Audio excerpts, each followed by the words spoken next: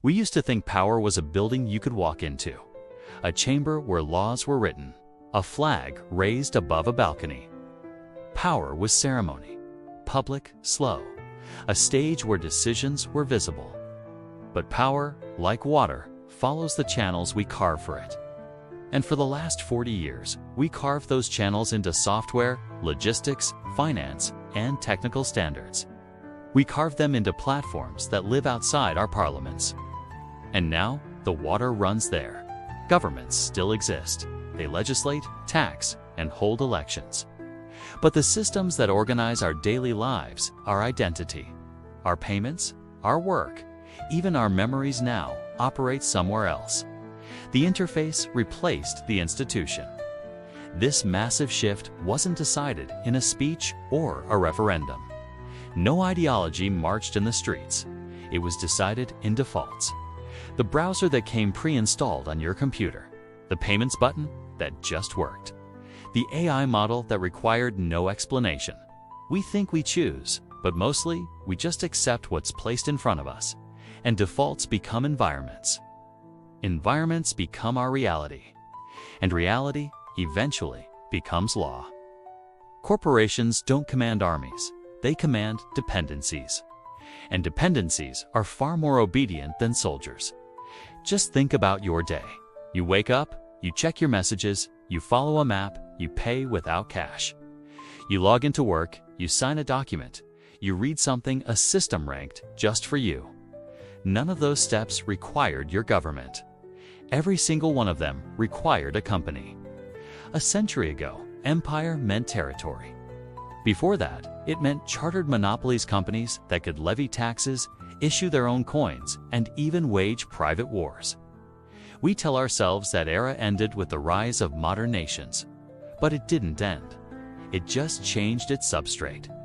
We replaced colonial flags with technical standards, borders with terms of service, the army garrison with a data center, the viceroy with a platform policy update. The mechanisms are different, but the outcome is familiar. Power concentrates where the rails are. So let's look at the rails of this century. Payment rails. Networks that move your money at the speed of light and can freeze entire regions with a single policy change. Identity rails. Authentication systems that decide whether you even exist inside a service. Discovery rails. Feeds and ranking models that decide what enters your mind and what disappears from view. Compute rails. The chips and clouds that determine who gets to build the future and who merely uses it. Logistics rails. Those silent oceans of containers and vans that compress geography into tomorrow morning. And knowledge rails. The indexes and AI models that give you an answer before you even finish forming the question. None of these rails are neutral. They embody choices. What is easy? What is hard? What is visible? And what is invisible? Those choices accumulate into an unwritten constitutional order, one that's everywhere, but almost never debated. We still have courts, but most conflicts in modern life never reach them. They're resolved by email disclaimers, user guidelines, silent account flags, automated decisions, and endless customer support queues. Judgment is now a workflow. We still have constitutions, but the operative document for most of us is the click-wrapped contract. It changes overnight. It applies across borders. It isn't enforced by police, but by the revocation of access. And nothing persuades like a locked door. But this isn't just about abstract structures. There are human stories buried inside all of this. In the late 1990s, Finland was a steady, educated, modest country. Then Nokia became the world's phone. Suddenly, schools were teaching electrical engineering because Nokia needed it. Small towns built housing because Nokia would hire there. People got married, bought homes, and raised families all because Nokia was the future. And when Nokia fell behind to Apple and Android, Finland felt the loss in its wages, its pride, and its national confidence. A company stumbled, and a nation trembled. Germany, too, built its modern prosperity on machines, steel, and engines refined to perfection. Volkswagen, Mercedes-Benz, BMW. These aren't just cars, they're part of the national identity. Precision as a culture. So when the emissions scandal broke, the German government hesitated. Not because the wrongdoing was unclear, but because the hand they needed to punish was the same hand holding up the country. Regulation becomes negotiation when the regulator is economically entangled with the regulated. Now, look at the new giants companies larger than entire industries, larger than many nations: Apple, Microsoft, Amazon, Alphabet, Meta, Nvidia, Tesla. They are more than corporations. They are atmospheres. Apple shapes how you feel about yourself. Microsoft shapes how institutions think. Google shapes what you know. Amazon shapes how the physical world moves.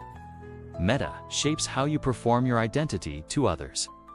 Nvidia shapes the very velocity of intelligence, and Tesla shapes how we imagine energy and motion. We don't vote for them, we log into them. And the psychological difference is enormous. One feels chosen, the other feels inevitable. This shift didn't happen because of some grand, greedy conspiracy. It came from efficiency. Governments outsourced services because the private sector could move faster. Citizens outsourced parts of their lives because the services felt seamless. We traded sovereignty for convenience, one frictionless click at a time. Infrastructure became private. Private infrastructure became our public reality. And public reality became dependent on private uptime.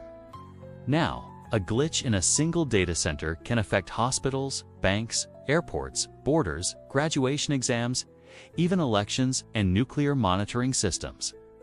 Once, these were sovereign functions. Now, they are subscription tiers. This is not a dystopia. This is simply where we have arrived. And inside all of this, something deeply human is happening. The shift didn't just reorganize our institutions, it reorganized our identities. We used to be citizens first, consumers second. Now we move through the world as users.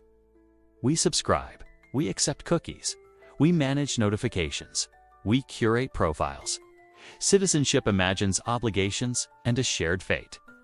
Usage imagines personalization and the option to exit. But a nation can't be personalized for each individual without dissolving into a product. And a product can't demand the obligations of a citizen without becoming a state. We are living in that unstable overlap.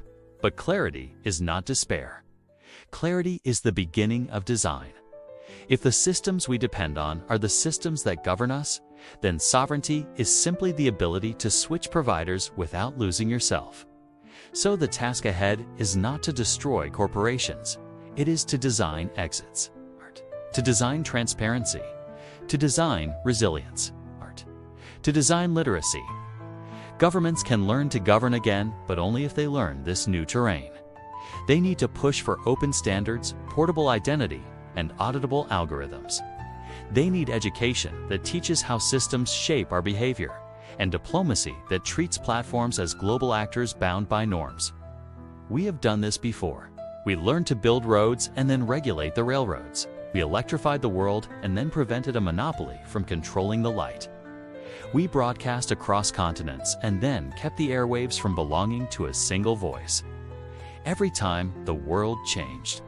Every time we probably overreacted at first. And every time we learned how to balance speed with freedom. We will do it again, but only if we name the thing properly.